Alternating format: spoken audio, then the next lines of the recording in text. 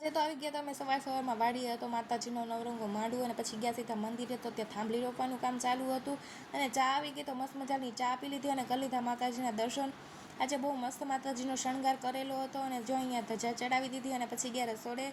તો રસોડે રસોઈ બનવાનું કામ ચાલુ હતું અને પછી સામૈયાનો ટાઈમ થઈ ગયો તો બધાએ આવી ગયા અને સામૈયા લઈ લીધા માતાજીના અને પછી જો અહીંયા આવ્યા ને તો બધા ભૂવાને ચાંદલા કર્યા, પછી રાવણની ડાક વધાવી, રાવણને ચાંદલા કરીને મસ્ત મજાની ડાક વગાડવાની ચાલુ થઈ ગઈ.